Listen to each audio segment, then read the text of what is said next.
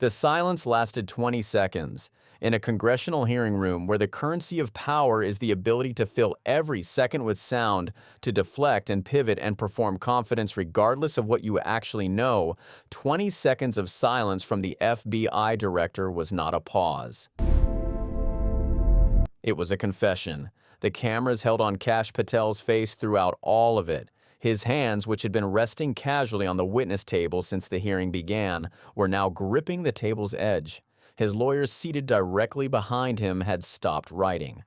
The reporters in the gallery had stopped typing, and Senator Amy Klobuchar of Minnesota sat across from him with the expression of a woman who had been waiting a very long time for exactly this moment and was in absolutely no hurry to let it end. She had not shouted, she had not slammed documents on the table or reached for theatrical flourishes. She had leaned into the microphone with the calm, almost conversational tone of a prosecutor who already knows the answer to every question she's about to ask, and she had said 6 words that changed the temperature of the entire room. Let's talk about Trump's classified files. And then she had waited, and Patel, the man who had spent his entire career projecting the image of someone who was never surprised, never outmaneuvered, never caught without an answer, sat there with nothing. To understand why that moment landed the way it did, you have to understand what Kash Patel thought this hearing was going to be. He had done dozens of these appearances before. He knew the architecture of congressional oversight better than most senators in that room. He knew how to eat the clock with processed language, how to answer the question adjacent to the one being asked, how to perform transparency without providing any, how to look like a man cooperating while giving away nothing. He had walked in that morning, tailored suit, shoulders back, the slight forward lean that communicates confidence without aggression. And he had spent the first 45 minutes of the hearing doing exactly what he had prepared to do.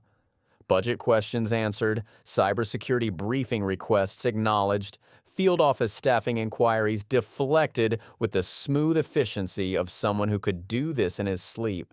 He had even checked his watch twice, which in a Senate hearing room is the body language equivalent of telling everyone present that you are not worried and you are mildly bored, and you cannot wait to get back to the real work of running the most powerful law enforcement agency in the country. Then Amy Klobuchar took the microphone. She did not ease into it. She did not spend 30 seconds establishing procedural context or reminding the room of her credentials. She opened a blue folder in front of her, thick with tabbed dividers, the kind of folder that signals to everyone who sees it that the person holding it has done their homework at a level that goes well beyond what is strictly necessary to ask good questions. She set it on the table in front of her, and then she said she wanted to discuss something that had been troubling her for months, the classified documents from Mar-a-Lago. What happened in Patel's eyes in the fraction of a second that followed was visible to anyone who was watching carefully. Not panic, not guilt. Something subtler and more revealing than either. The micro-expression of a man who has spent months preparing for every possible line of attack and has just heard the one he was least ready for articulated with surgical precision and total calm. The mask went back on almost immediately, but almost is the operative word. The people in that room who were watching his eyes saw what happened before the mask returned, and they would be thinking about it for a long time. Patel began his standard deflection. He started to reference previous testimonies to wrap himself in the language of prior cooperation to establish that these matters had already been addressed through proper channels and that he was happy to continue discussing them within the appropriate frameworks. Klobuchar cut him off before he could finish the second sentence. She was not interested in previous testimonies, she said. She was interested in what he hadn't told them. She held up the first document from her folder. It was an internal FBI memo, dated 6 weeks after Patel assumed the directorship, directing the Information Security Division to conduct an expedited classification review of all documents containing references to foreign intelligence sources and methods recovered during the Mar-a-Lago search. The memo was signed by Patel's Deputy Director for Counterintelligence. Klobuchar set it down with deliberate precision and asked him under oath whether he was telling the committee he was unaware of that directive.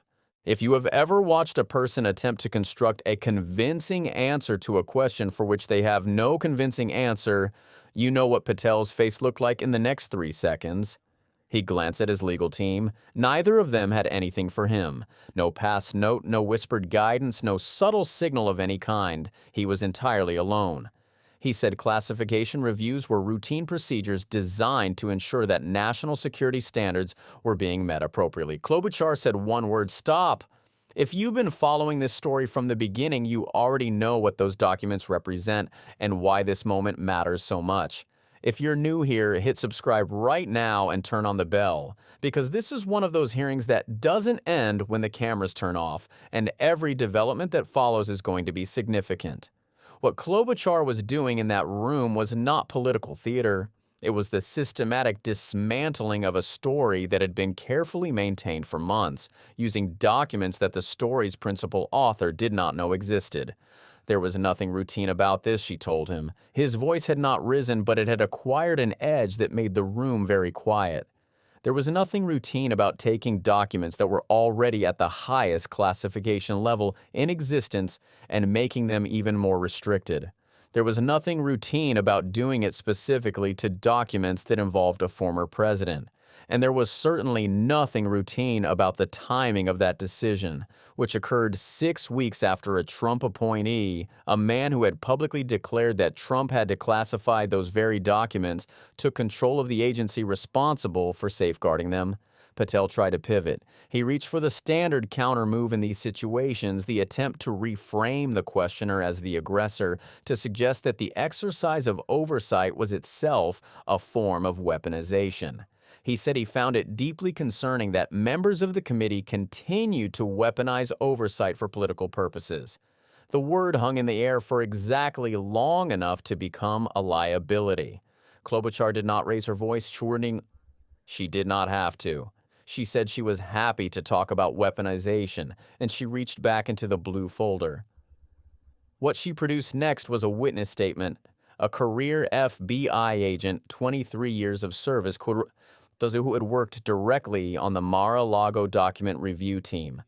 The name was redacted for protection, but the statement was specific and precise and written in the flat, professional language of someone trained to document facts without embellishment.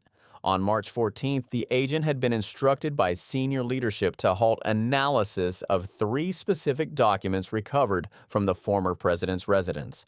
When the agent asked why, the response was that the review had been elevated to a restricted access program for which the agent no longer held clearance. When the agent pointed out that they held TS/SCI clearance and had been working those documents for months, they were told the decision had come from the director's office. Klobuchar looked up from the page. "That is you," she said. "The director's office. Your office." Patel's face went through 3 distinct stages in approximately 5 seconds. The first was surprise, genuine and unguarded, because whatever intelligence network he had been relying on to anticipate potential lines of attack had apparently not extended to the possibility that a career agent with 2 decades of institutional knowledge had decided to put what they witnessed in writing and get it to the right people. The second was anger, the tight, controlled variety that surfaces when someone realizes they have been exposed from inside their own organization. The third was the mask, that practiced, professional, political poker face that communicates, "I am still in control of this situation." The mask arrived slightly too late to be convincing, and everyone in the room saw the sequence that preceded it. What followed was among the more extraordinary exchanges in recent Senate oversight history, not because of the volume or the drama, though both were present, but because of the precision with which Klobuchar had constructed the trap and the completeness with which Patel walked into every part of it. He told her he could not comment on the specifics of ongoing classification processes. She pointed out that the Mar-a-Lago investigation had concluded 14 months ago. The special counsel's report had been filed, the case was legally closed, and the only thing still ongoing was whatever he was doing to those documents right now. He told her that the protection of sources and methods was paramount to national security. She said she and her colleagues had CAF access and full clearance and invited him to provide the documents in a classified setting so they could judge for themselves whether the restriction was legitimate. He said he would need to consult with White House counsel before committing to a classified session. That answer was the one that broke through every remaining layer of procedural decorum in the room.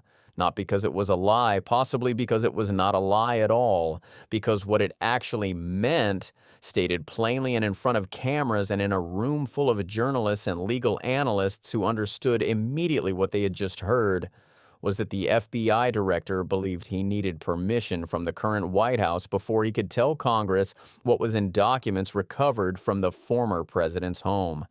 That the chain of custody for those documents ran not from the FBI to its constitutional oversight body, but through the executive office of the man whose predecessor was the subject of the investigation those documents described. Senator Klobuchar let the answer sit for a long moment. Then she said that was what she saw. A man who was handpicked by Donald Trump, who had spent years working for Donald Trump, who had publicly defended the declassification claim that prosecutors had specifically called him to testify about, who had invoked the Fifth Amendment before the grand jury and only spoken after being compelled by court order and granted immunity, now sitting in front of Congress in control of the FBI and telling her he needed the current administration's approval before answering questions about the prior administration's documents. That, she said, was not law enforcement. That was obstruction. She said she was willing to subpoena every document, every agent, every piece of evidence herself if that was what it took to get answers that did not require anyone's permission to exist. The hearing technically continued after that. Other senators asked other questions, something about counterterrorism coordination, something about field office resource allocation in the Midwest. None of it registered. The only thing anyone in that room or watching from outside it was thinking about was what had just happened in those 6 minutes when Amy Klobuchar stopped asking about policy and started asking about documents that someone had decided the public was not allowed to see. What Klobuchar had established in that hearing was not a scandal in the traditional sense. There was no single explosive admission, no smoking gun statement that could be clipped to 30 seconds and played in a loop. What she had done was something more durable and more difficult to walk back. She had put into the public record on camera with documents attached that 17 materials recovered from a former president's private residence and categorized at the highest classification level had been made even more restricted after a loyalist of that former president took control of the agency holding them. She had established that at least one career agent had been removed from access to those materials and had documented the removal in writing. And she had established that the man now responsible for those decisions believed he needed to consult with the current White House before explaining those decisions to the body constitutionally empowered to ask about them. None of that is speculation. All of it is now in the congressional record. The question that remained after the cameras stopped and the hearing adjourned and the clips began circulating through every platform that processes news was not whether something had happened to those documents. The record now suggested something had. The question was what exactly those documents contained that made restricting them worth the risk of a Senate confrontation. The Mar-a-Lago case had always been described publicly in terms of classification categories and volume and the failure to comply with subpoenas. What was rarely discussed publicly, because most of what was in those documents was itself classified, was their specific content. What foreign intelligence was in them, what methods they described, what conversations they recorded, what they revealed about the relationship between the former president and the foreign governments whose intelligence was referenced in the materials he kept in an unsecured private residence. Kash Patel knew what was in them. He had testified about them before a grand jury. He had invoked the Fifth Amendment first, then accepted immunity, then been compelled by court order to speak, and now, as the person responsible for their safekeeping, he had made them harder to access. The logical chain connecting those facts was not a conspiracy theory. It was a sequence of documented events, each supported by the record that existed before Amy Klobuchar walked into that hearing room with a blue folder and a very specific set of questions. The silence at the end of her questioning lasted 20 seconds. Patel sat in it without speaking. His lawyers sat behind him without advising. The committee sat around it without intervening, and a room full of people who spend their professional lives producing and consuming and managing political noise experienced something rare enough that some of them would describe it afterward as genuinely uncomfortable. The sound of a question that everyone present understood and no one present could answer. Not because the answer was unknown, because the answer was the thing no one in that room on either side of the dais was prepared to say out loud. The subpoenas were already being drafted. The closed session request was already in progress. 3 other senators had already signed on to Klobuchar's demands. And somewhere in a building on Pennsylvania Avenue, a career agent who had spent 23 years working for an institution they believed in had written down what they saw and decided that what the institution was now being used for was not what they had signed up to protect. That agent's name was redacted. But what they witnessed was now in the congressional record. And in Washington, once something enters the record, it does not leave.